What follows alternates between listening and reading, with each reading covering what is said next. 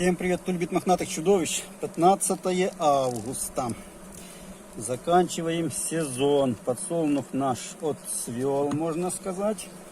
Подсолнуха больше нет. Ну вот теперь начинается пчеловодческий сезон. Потому что многие считают, что на Маковее пчеловодческий сезон закончился. Рюмку водки выпили и на этом все. Но на самом деле как раз таки он и начинается. Потому что сейчас работы на пасеке тьмища.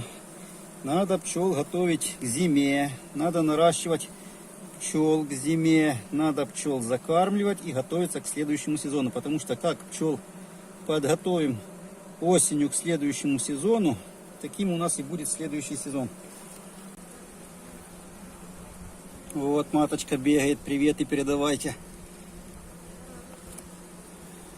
Конец августа. Главная ошибка, которую делают пчеловоды в августе месяце, это они надеются на то, что у них семья за август месяц вырастет, подрастет к зиме. Так вот, ничего подобного. Сколько раз рассказываю, каждый год это рассказываю, и каждый год попадается кто-то, который делает все наоборот. В августе месяце пчелиная семья уже нарасти не может, потому что пчела на медосборе на подсолнухе изношена, пчела быстренько уйдет на тот свет. Вот это хорошая семейка. Расплоду видно много у них. Много. В августе месяце пчелиная семья в лучшем случае останется на том уровне, на котором она была после медосбора. Это если вам повезет. А может быть, она даже и ослабнет. Рамочка с яйцами.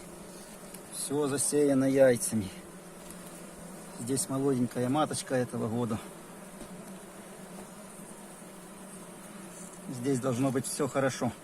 Так что надо опять же запомнить, каждый год повторяю, в августе месяце пчелиная семья не нарастает. В августе месяце главная задача нарастить молодую пчелу и попробовать удержать пчелиную семью на том же уровне, в той же силе, которой она была после медосбора. Нарастить силу семьи в августе месяце уже не получится при нормальных условиях. Ну да, можно, конечно, усилить семью расплодом, все такое.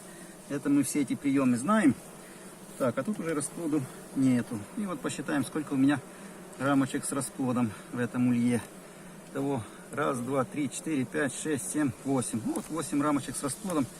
Где-то приблизительно 8 рамочек пчел в зиму и пойдет. Потому что, как правило, в зиму идет столько рамок пчел в зиму, сколько есть рамок расплода в августе месяце, в середине августа.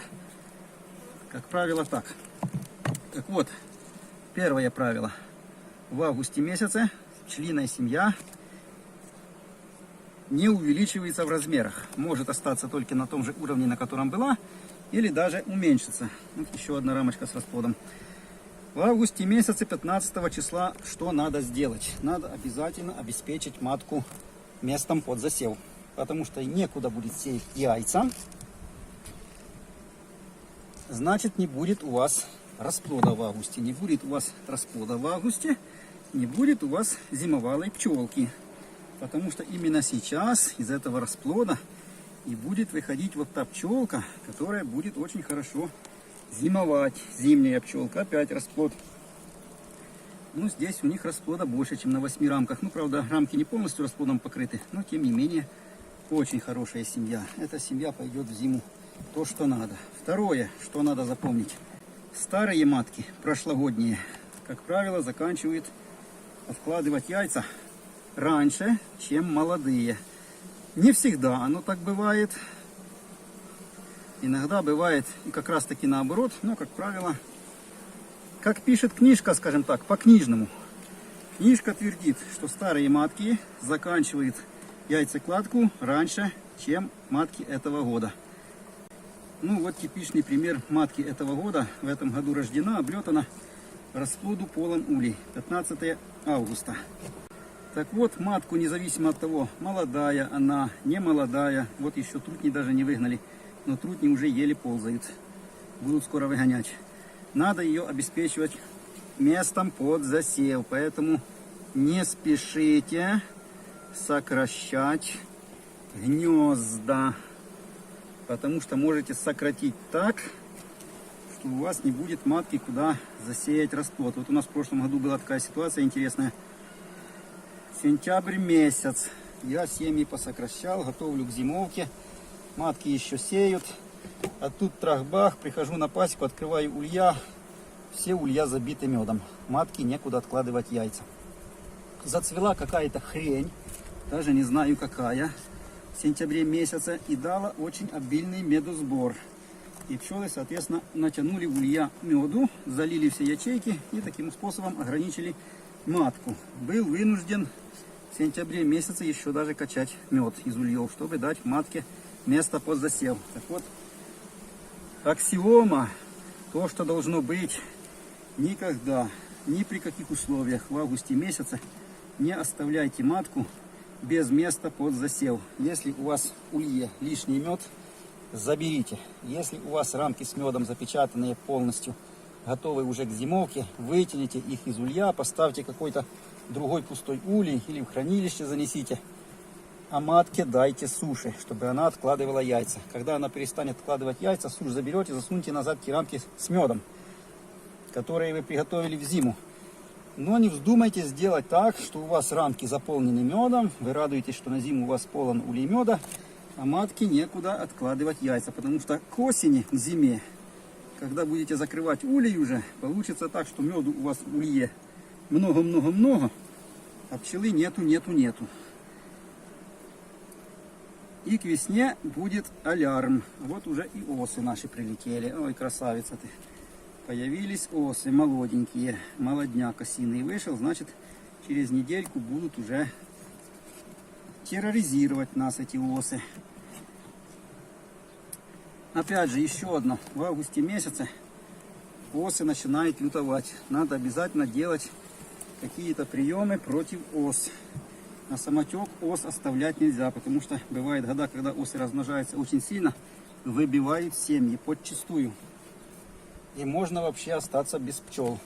Еще задаю часто вопрос, очень правильный: стоит ли стимулировать матку вот в это время? Ну вот сейчас, как видите, у меня улей полностью потолочено, снято.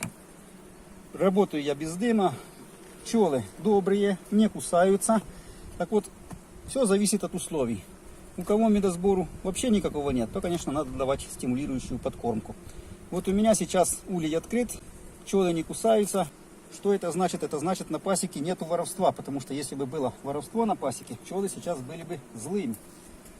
Ну, я, соответственно, не смог бы так просто взять улей и открыть, потому что тут воровки шныряли бы в этот улей, как сумасшедшие. Ну, как видно, воровок нету.